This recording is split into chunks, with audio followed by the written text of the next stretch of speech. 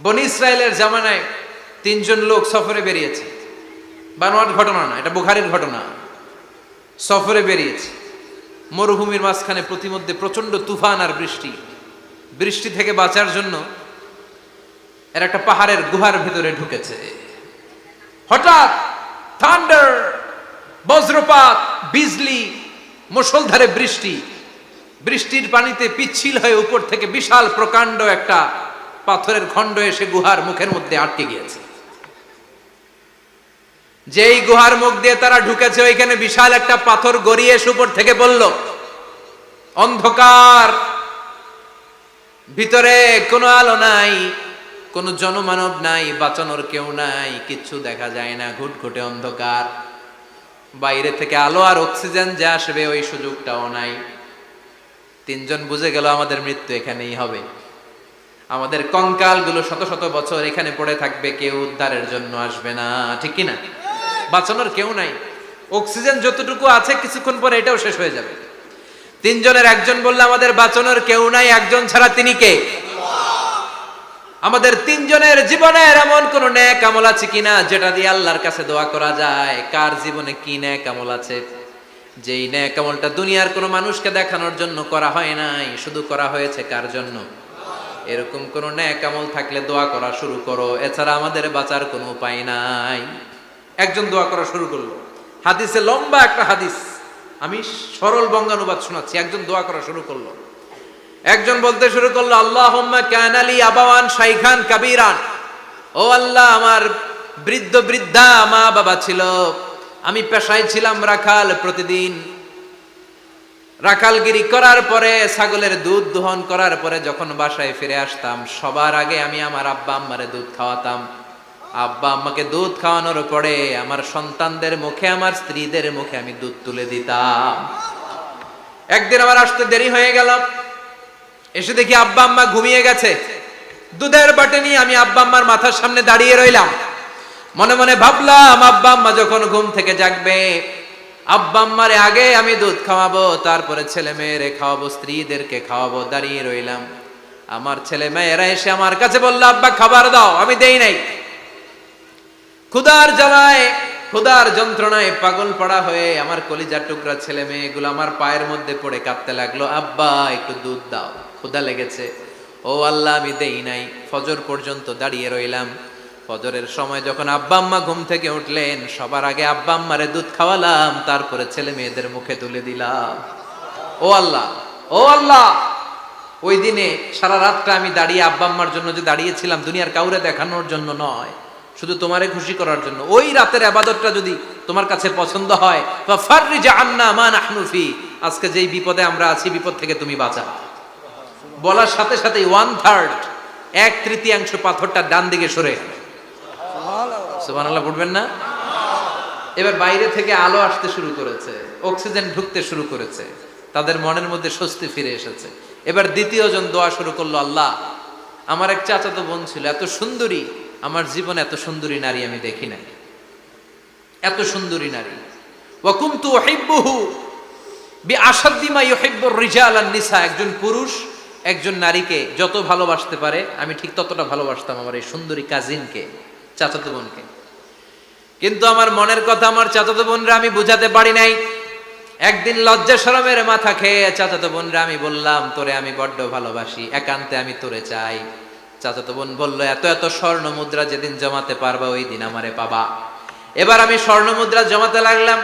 জমাতে জমাতে জমাতে জমাতে বছর শেষে স্বর্ণ মুদ্রার থলে নিয়ে চাচাতো বোনের হাতে দিলাম। চাচাতো বোন আমার অপকর্মে রাজি হয়ে গেল।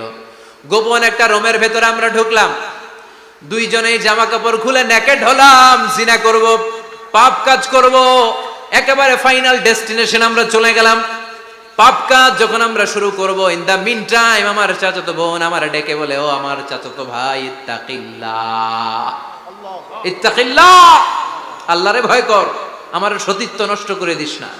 আল্লাহ ওই মুহূর্ত থেকে ফিরে আসা কোনো পুরুষের পক্ষে সম্ভব ছিল না। ইত্তাকিল্লাহ, এই বাক্যটা শুনে, তোমার আওয়াজ শুনে আমার কলিজার মধ্যে কাঁপুনি ছুটে গিয়েছে। তোমার নাম শুনে আমি আর ধৈর্য ধারণ করতে পারি নাই। চিৎকার মেরে জামা পেড়ে ওই ঘর থেকে বের হয়ে গেলাম। ও আল্লাহ, শুধুমাত্র কেবলমাত্র একমাত্র তোমার ভয়ে ওই দিন আমি আমার চাচাতো বোনের সাথে পাপ কাজে লিপ্ত হই নাই। আল্লাহ রে, ওই দিনের আমলটা যদি তোমার দরবারে কবুল হয়ে থাকে, আজকের বিপদের দিনে তুমি আমাদের বাঁচাও।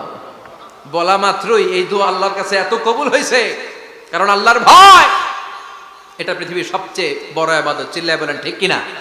যাদের হৃদয়ে আছে আল্লাহর ভয়, তারা কবু পথ ভুলে যায় না।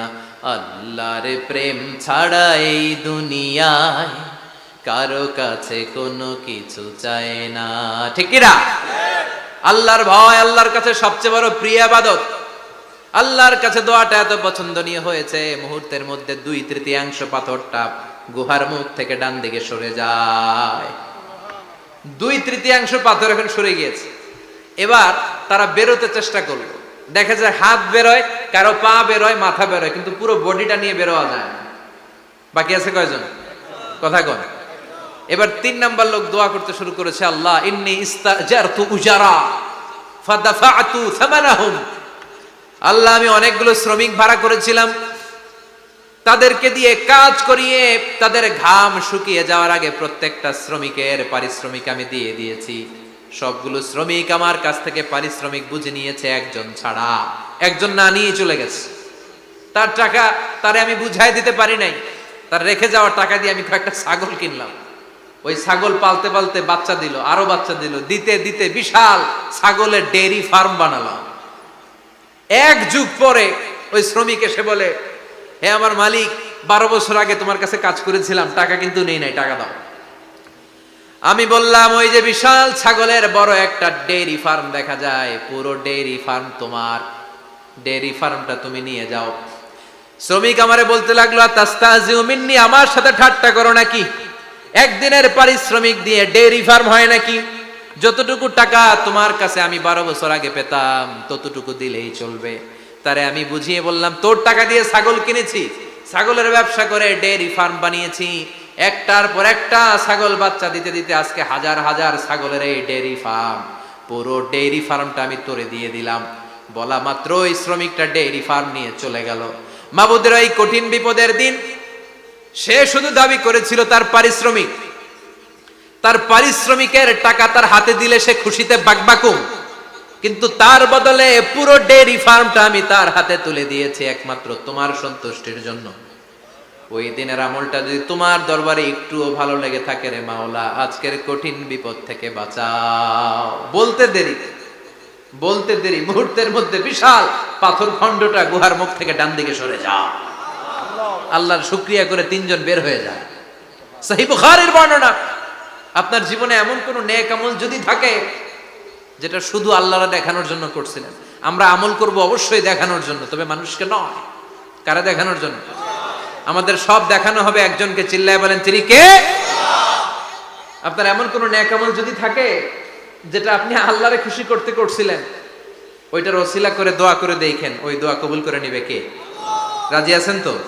সব সময় অন্যায় হয়ে গেলে, পাপ হয়ে গেলে তওবা করব কার কাছে? যেদিন বিপদে পড়ে যাবি ওই দিন দেব।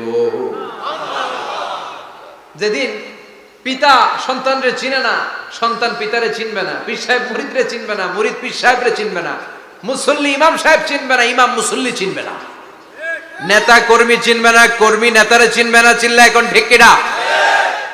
কেউ কাউরে চিনবে না, কেউ কাউর কোনো উপকারে আসতে পারবে না। ওই কঠিন দিনে তোরে আমি দেব রে গোলাম। তাহলে এই যে এতগুলা দোয়া ছোটবেলা থেকে আনটিল টুনাইট, এই রাত পর্যন্ত যে দোয়াগুলো আল্লাহর কাছে করছেন, লস হয়েছে?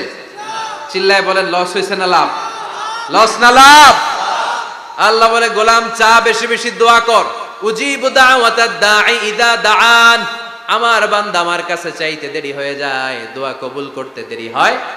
এজন্য বারবার চাইতে হবে। না দিলেও চাও, না দিলেও হয় একটু পরে দিবে, দেরি করে দিবে, যখন আমার জন্য উপকার হবে, ভালো হবে, তখন দিবে, তা না হলে কিয়ামতের ময়দানে দিবে। চিল্লায় বলেন ঠিক কিনা?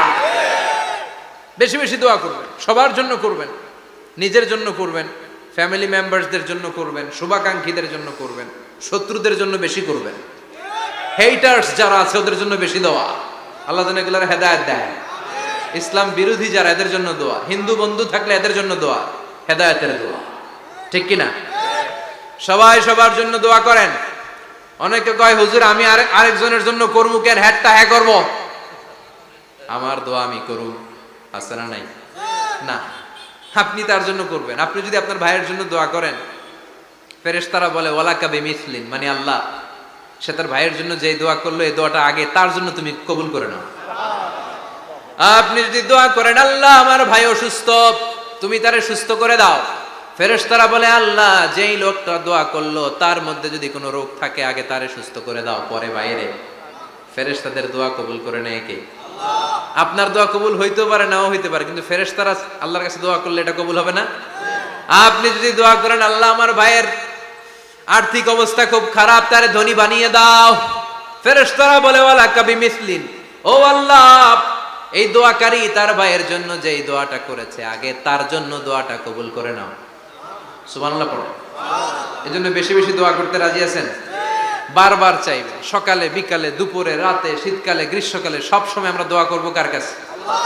আল্লাহর কাছে। বারবার চাইলে আল্লাহ খুশি হয়ে যায়, বারবার না চাইলে আল্লাহ রেগে যায়। দুনিয়ার সিস্টেমের একেবারে বিপরীত। আমি যদি এই ভাইয়ের কাছে কোন একটা বিষয় নিয়ে আজকে যাই, ভাই আমারে 1000 টাকা দেন, বিপদে পড়ছি, দিল 1000 টাকা, নেন, বিপদ সারা উদ্ধার হল। এক সপ্তাহ পরে আবার ভাইজান বড় বিপদে আছে, 1000 টাকা, তারপরে উনি লজ্জায় পড়ে দিবে, আসছে যখন দেই, পরের সপ্তাহে আবার মিয়া সাহেব 1000 টাকা, ওই দিন বলবে ভাই 1000 নাই 500 নিয়ে যান, কথা কন। এর পরের মাসে যদি বলি ভাই বিপদে পড়ছি, দিবে নাকি? লাঠির বাড়ি আছে না নাই? প্রতি সপ্তাহে সপ্তাহে তোমার বিপদ, কথা কন। তার মানে এই দুনিয়ার সিস্টেম হচ্ছে একটা বিষয় নিয়ে বারবার কারো কাছে যাওয়া যায় না, চাওয়া যায় না, শরম লাগে, কথা কন। কিন্তু আল্লাহর সিস্টেমটা একেবারে উল্টো। আল্লাহর কাছে বারবার না চাইলে তিনি রেগে যায়। তিরমিজির বর্ণনা, ইন্নাহু মান লাম ইয়াসআলিল্লাহ ইয়াগদাব আলাই, যে ব্যক্তি কোনো বিষয় নিয়ে বারবার আল্লাহরে বিরক্ত করে না তার উপর আল্লাহ রেগে যায়। আর বারবার চাইতে যে লোকটা আল্লাহরে বিরক্ত করতে চায় তার উপর আল্লাহ খুশি হয়ে যায়। এজন্য চাবেন আল্লাহর কাছে আজকে থেকে, চাবেন দোয়া করলে যে কবুল হয় বিশ্বাস হয় মুসলমান। নেক আমলের ওসিলা দিয়ে দোয়া কবুল হয়। আপনার জীবনে যদি কোনো নেক আমল থেকে থাকে, যে নেক আমলগুলো আপনি আল্লাহর সন্তুষ্টির জন্য করেছেন, আমি আজকের মাহফিল আল্লাহর নামে একটা কসম কেটে বলে যাই, ওয়াল্লাহি আল্লাহর কসম করে আমি আপনাদের বলছি, আপনার জীবনের এমন কোনো নেক আমল যদি থাকে যে আমলটা শুধুমাত্র কেবলমাত্র আপনি আল্লাহকে খুশি করার জন্য করেছিলেন, ওই নেক আমলের ওসিলা দিয়ে দোয়া করতে দেরি হবে, দোয়া কবুল হতে দেরি হবে। বিশ্বাস হয়? সন্দেহ লাগছে মনে হয়? বিশ্বাস হয় সবার? নেক আমলের ওসিলা, ওই নেক আমলটা শুধুই হয়েছে কার জন্য? চোখের পানি ছাড়ছিলেন এক রাতে আল্লাহর ভয়ে, কাউরে দেখানোর জন্য না, ওই নেক আমল। রাত্রিবেলা হেঁটে যাচ্ছিলেন মসজিদের পাশ দিয়ে, দেখলেন দান বাক্স লেখা, কেউ নাই, কচকচে 500 টাকার নোট বের করে ঢুকাই দিছিলেন। এটা হচ্ছে শুধু আল্লাহরে দেখানোর জন্য নেক আমল, ঠিক কিনা?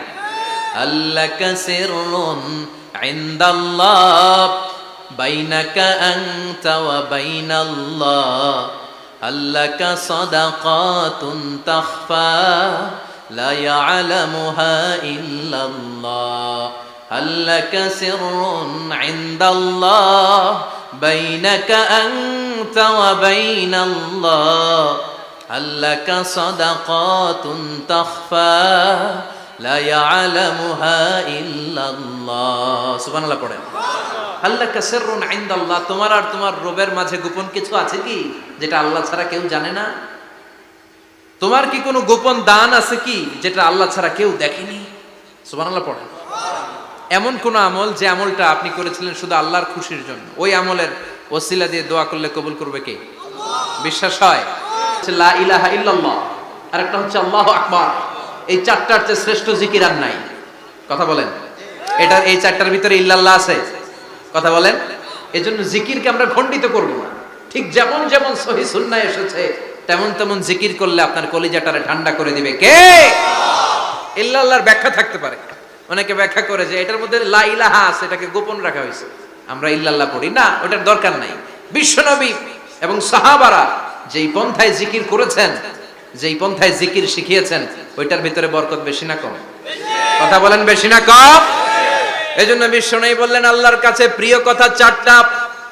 একটা হলো সুবহানাল্লাহ, দ্বিতীয়টা হলো আলহামদুলিল্লাহ, তৃতীয়টা হলো লা ইলাহা ইল্লাল্লাহ, চতুর্থটা হলো আল্লাহু আকবার। সুবহানাল্লাহ, আমার সাথে সাথে আওয়াজ করে পড়েন সুবহানাল্লাহ, আলহামদুলিল্লাহ, লা ইলাহা ইল্লাল্লাহ, আল্লাহু আকবার, সুবহানাল্লাহ, আলহামদুলিল্লাহ, লা ইলাহা ইল্লাল্লাহ। আওয়াজ করে পড়েন আল্লাহু আকবার। মনে থাকবে? জিকিরের ওয়াজ শেষ। এগুলোর চেয়ে শ্রেষ্ঠ জিকির নাই। সবচেয়ে শ্রেষ্ঠ জিকির লা ইলাহা ইল্লাল্লাহ, সবচেয়ে শ্রেষ্ঠ কালিমা আল্লাহর কাছে এই চারটা। একটু খেয়াল করে দেখেন, এই প্রতিটা জিকিরের মধ্যে আমার আল্লাহর নাম আছে না নাই? সুবহানাল্লাহ আছে না? আলহামদুলিল্লাহ, লা ইলাহা ইল্লাল্লাহ, আল্লাহু আকবার। আল্লাহ ছাড়া আল্লাহর নাম থাকবে না যেই শব্দের মধ্যে ওই সমস্ত নাম আর হুই হুই হুই হুই এগুলো দিয়ে কোনো জিকির করা যাবে না। আবার আব্দুল্লাহ ইবনে আমর ইবনুল আস বর্ণনা করেন, বিশ্বনবী যখন জিকির গুলো করতেন, আমি বিশ্বনবীকে দেখেছি বিশ্বনবীর আঙ্গুলের কড়ায় জিকির গুনতেন। সুবহানাল্লাহ পড়েন। দেখতেছেন আমার হাত দেখা যায়? দেখা যায়, দেখা যায়। রাআইতুন নাবিয়্যা, আব্দুল্লাহ ইবনে আমর ইবনুল আসের বর্ণনা, রাআইতুন নাবিয়্যা ইয়াকিদু তাসবিহা বিয়ামিনিহি, আমি বিশ্বনবীকে ডান হাতের গিড়ার ভেতরে তাসবিহ গুনতে শুনেছি, তাসবিহ গুনতে দেখেছি। সুবহানাল্লাহ পড়েন। এখন আমরা লম্বা তাসবিহ ছড়া নেই না, এটা জায়েজ, কিন্তু শ্রেষ্ঠ হচ্ছে হাতের গিড়ায় গণা। এই প্রতিটা গিড়া in the day of judgement আপনার পক্ষে সাক্ষী দিবে। মনে থাকবে? কিভাবে গুনবেন? বা হাতে না ডান হাতে? ডান হাত উঁচু করেন সবাই, এইভাবে। নামাজ শেষ, আল্লাহু আকবার পড়ে 3 বার ইস্তেগফার পড়ে গণা শুরু, এইভাবে সুবহানাল্লাহ। ঠিক আছে? এরপর আলহামদুলিল্লাহ, এরপর আল্লাহু আকবার। সবাই রাজি তো? সবাই রাজি? আল্লাহ তুমি কবুল করো। আরো জোরে পড়েন আমিন। তাহলে আমরা তাওবার পদ্ধতি জানলাম, কেন আমরা ইস্তেগফার পড়বো জানলাম, এরপরে জিকিরের খুঁটিনাটি জানলাম। এবার কেমন করে আল্লাহর কাছে দোয়া করবো এটাও জানার দরকার আছে না নাই? বিশ্বনবী বললেন দোয়া মুখুল ইবাদত, দোয়া হলো ইবাদতের নির্যাস। যে দোয়া করে না সে কিছুই করে না। তিরমিজির আরেক বর্ণনায় বিশ্বনবী বললেন আদ-দুআ হুয়াল ইবাদত, দোয়াটাই হলো ইবাদত। দোয়াটাই ইবাদত। ধরেন আমি দোয়া করা শুরু করলাম, এটাই ইবাদত। নামাজ যেমনি ইবাদত, জিকির যেমনি ইবাদত, হজ করা যেমনি ইবাদত, দোয়া করাটাও। এজন্য প্রতি নামাজের শুরুতে দোয়া আছে না নাই? সূরাতুল ফাতিহার আরেক নাম সূরাতুদ দোয়া, দোয়ার সূরা। আমরা প্রত্যেকবার সূরা ফাতিহা যখন পড়ি আমরা পড়ি ইহদিনাস সিরাতাল মুস্তাকিম। সবাই পড়েন ইহদিনাস সিরাতাল মুস্তাকিম। ও আল্লাহ, আপনি আমাদেরকে সরল সঠিক পথ দেখান। পড়েন আমিন। ও আল্লাহ, show us the right path, show us the correct path, show us the middle path. আল্লাহ মধ্যম পন্থা দেখান, মাঝামাঝি রাস্তাটা দেখান, সিরাতুল মুস্তাকিম দেখান। আমাদেরকে রাস্তা দেখায় কে? কথা বলেন না। আমরা যদি পথ ভুলে যাই, পথ দেখায় দেয় কে? আমি যদি কোনদিন পথে ভুলে যাই, হাত ছানি দিয়ে কাছে নিও, মমতার বন্ধনে আমায় বেঁধে সব ভুল ক্ষমা করে দিও। আমি যদি কোনদিন পথ ভুলে যাই, হাত ছানি দিয়ে কাছে নিও, মমতার বন্ধনে আমায় বেঁধে সব ভুল ক্ষমা করে দিও। আমি যদি কোনদিন পথ ভুলে যাই, পড়েন, হাত ছানি দিয়ে কাছে নিও, মমতার বন্ধনে আমায় ডেকে সব ভুল ক্ষমা করে দিও। চিল্লায় পড়েন আমিন। আর জোরে আমিন। এজন্য বিশ্বনবী বললেন যে দোয়া বাদ দিল তার সব বাদ। কারণ দোয়া দিয়ে নামাজ শুরু, দোয়া দিয়ে সব শুরু, দোয়াটাই হলো ইবাদত। চিল্লায় বলেন ঠিক কিনা? আর দোয়া সিলাহুল মুমিন, দোয়া হচ্ছে মুমিনের উইপন, অস্ত্র, মুমিনের বড় অস্ত্র। যেখানে সবকিছুর দৌরাত্ম শেষ ওইখানে দোয়ার দৌরাত্ম শুরু, যেখানে সবকিছুর কারিশমা শেষ ওখান থেকে দোয়ার কারিশমা শুরু। এরকম অনেক ক্যান্সারের মতো দুরারোগ্য ব্যাধিতে আক্রান্ত, ডক্টর ফাইনালাইজ করে দিয়েছে বাঁচবে না, 2 মাস বাঁচবে। কয় মাস? কথা বলেন। মাত্র 2 মাস সে বাঁচবে। তারপরেও দেখা গেছে লোকটা 7 বছর বেঁচে ছিল। আছে না নাই? দোয়া, the power of dua. Everything is pre-written, but by supplication is it's rewritten. সবকিছুই আগে লেখা থাকে। মহাবিশ্ব সৃষ্টির 50,000 বছর আগে আমাদের ভাগ্যে কি ঘটবে সব লিখে রেখেছে কে? সব অপরিবর্তনীয়। কিন্তু এই তাকদিরেরও কিছু জিনিস আল্লাহ চেঞ্জ করে দেয় দোয়ার বরকতে। এজন্য দোয়া করার দরকার আছে না নাই? মায়ের কাছে দোয়া চাবেন, মায়ের দোয়া আল্লাহ ফেরায় না। মজলুম ব্যক্তির দোয়া আল্লাহ ফেরায় না, মুসাফিরের দোয়া আল্লাহ ফেরায় না, যিনি রোজা রেখে দোয়া করেছেন তার দোয়া আল্লাহ ফেরায় না। এজন্য বেশি বেশি আল্লাহর কাছে দোয়া করতে রাজি আছেন তো? কিন্তু দোয়াটা হইতে হবে সিনসিয়ার, একনিষ্ঠ দোয়া। অনেকে দেখবেন দোয়াও করে ওদিকেও তাকায় আছে, জুমার নামাজে প্রায় হয়, বিশাল দোয়াও করতেছে আবার এদিকে, আছে না নাই? আবার দোয়াও করে মোবাইলও টিপে, কথা কন। আবার আমরা আলোচনা শেষে দোয়াও করি, পোলাপাইন সেলফিও তোলে, আছে না নাই? সিনসিয়ারিটি নাই। আপনার কি পরিমাণে সিনসিয়ারিটি আছে এটার উপর ডিপেন্ড করবে আপনার দোয়া কবুল হবে কি হবে না। একজন দোয়া করলে মুহূর্তে কবুল, চোখ বন্ধ করলে আল্লাহর আরশে চলে যায়, মদিনার সাথে ওর কানেক্টিভিটি বেড়ে যায়, আল্লাহর সাথে কানেক্টিভিটি বেড়ে যায়, সে ফিল করে সে আল্লাহর সাথে কানেক্ট হয়ে গিয়েছে। আর আরেকজন দোয়ার মধ্যে খুঁজে কিছু পায় না, আছে না নাই? তো 2 দোয়ায় পার্থক্য আছে না? কথা কন। এজন্য সম্মানিত ভাইরা, দোয়াই যখন করবেন সিনসিয়ারলি করবেন, কানেক্টিভিটিটাকে স্ট্রং করার চেষ্টা করবেন। সিনসিয়ার দোয়া is like a missile. Missile নাম শুনছেন? হামলা করে না, মিসাইল হামলা করেছে ইসরায়েল, শোনেন নাই? মারলে একেবারে ধ্বংস করে যায় সব। এই মিসাইল হামলা, ড্রোন হামলা, এগুলো লক্ষ্য বস্তু ভেদ করে ভয়ঙ্কর ভাবে, ইঞ্চি ইঞ্চি, মাইক্রো ইঞ্চি মেপে মেপে এমন ভাবে এই বোমাটা মারবে ঠিক জায়গা মতো এটা ফিট হয়ে যাবে। তেমনি দোয়ার মতো আপনি যদি দোয়া করতে জানেন, একনিষ্ঠতার সাথে সিনসিয়ারিটি সাথে যদি দোয়াটা করে ফেলতে জানেন, এই দোয়া মুহূর্তে আল্লাহর আরশে যেয়ে নক করবে। সুবহানাল্লাহ পড়েন। আর মুমিনের দোয়া কখনো ফেরত যায় না, দোয়া করলেই মুমিনের দোয়া কবুল করে নেয় কে? আপনি জীবনে যত দোয়া করছেন সব কবুল।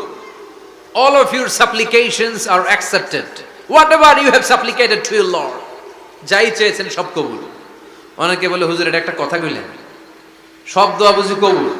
কত দোয়া করলাম, জীবনে কত কিছু চাইছি, কই কিছু